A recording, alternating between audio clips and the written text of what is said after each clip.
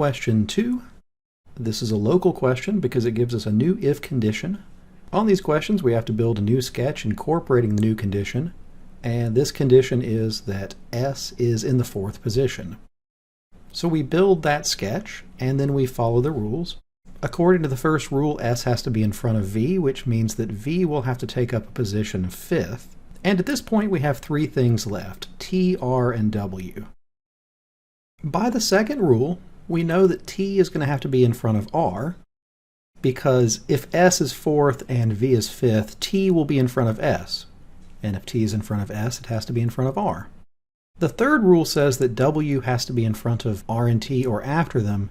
So in other words, the only thing left over, the W, can't be in between the T and the R, which means that T and R are going to have to form a little block with the W able to go to either side.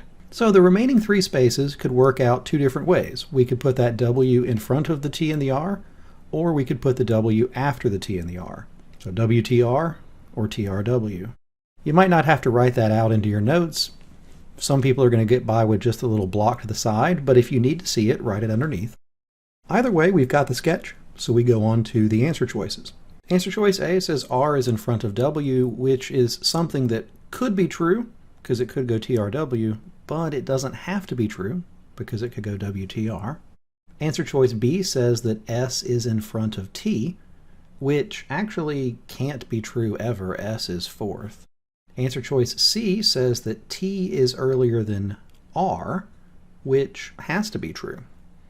T is definitely in front of R because T is in front of S, and whatever it does with S, it has to do with R. So answer choice C is our answer. Why are the other ones wrong? Well, answer choice D says that V is in front of W, which can't ever be true because V is 5th. And answer choice E says that W is in front of T, which we know can be true but doesn't have to be true.